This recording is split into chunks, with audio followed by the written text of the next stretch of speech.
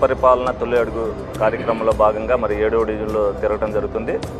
మరి ఈ డివిజన్లో మరి ప్రజలు పూర్తి అవగాహనతో ఉన్నారు. మరి ఏదైతే ఎక్కువ పేద వర్గాలు నివసిస్తుంటారో మరి ఆ ఏరియాలోనే ప్రతి రోజు కూడా తిరగడం జరుగుతుంది. ఇక్కడ అందరికీ కూడా ఏదో ఒక్కళ్ళిద్దరికి తప్పితే అందరికీ కూడా అన్ని పథకాలు కూడా పడుతున్నాయి. మనం చాలా ఆనందంగా ఉన్నామని చెప్తున్నారు. ఒకరికి పెన్షన్ పోయి 4 సంవత్సరాలు అయింది. డెఫినెట్గా ఆ పెన్షన్ ఏదైతే 100% వైకల్యం ఉన్నదో ఆ పాపకి ఎట్టి పరిస్థితుల్లో కూడా పెన్షన్ రివోక్ చేయిస్తానని చెప్పి వాళ్ళకి కూడా చెప్పడం జరిగింది. అలాగే డ్రైన్లకు సంబంధించి చిన్న సమస్యలు, ఎందుకంటే ఈ వర్షాకాలం ఉన్నప్పుడు డ్రైన్ సమస్యలు అనేది కామన్. కానీ వాళ్ళు ఏంటంటే ఇప్పుడు కూడా మేము తిరిగేది వర్షాకాలం కాబట్టి ఆ డ్రైన్లు ఈ విధంగా ఉన్నాయని చెప్తున్నారు. ఏదైనప్పటికీ కూడా ఇబ్బంది లేకోకుండా మరి ప్రతిరోజు చేసే పని డ్రైన్లు విషయంలో అనేది శానిటైజేషన్ విషయం ఒకరోజు చేయకపోతే రెండో రోజున వాళ్ళు ఇబ్బంది పడే పరిస్థితి ఉంటుంది. కాబట్టి నిరంతరం ఆ ప్రక్రియ అనేది నిరంతరం జరుగుతుంది.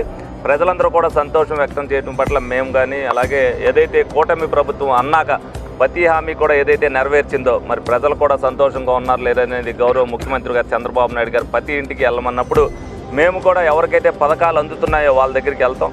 అలాగే అందరినీ ఎందుకు అందట్లేదనేది ఇక్కడ ఇంచుమించుగా 98% అందరికీ కూడా అన్ని పథకాలు కూడా అందినాయి. వాళ్ళు కూడా హ్యాపీగా ఉన్నారు. తప్పనిసరిగా ఈ విధంగా ఏలూరు నియోజకవర్గం కూడా అంతా ఉండాలని మనస్ఫూర్తిగా నేను కోరుకుంటూ, డెఫినెట్గా ప్రజల దగ్గరికి ఎప్పుడూ కూడా ఈ విధంగా వస్తే వాళ్ళు కూడా అంత సంతృప్తికరంగా ప్రజల దగ్గర ఎప్పుడైనా సరే నాయకుడు వచ్చినప్పుడు వాళ్ళు కూడా ఆనందం వ్యక్తం చేయాలి.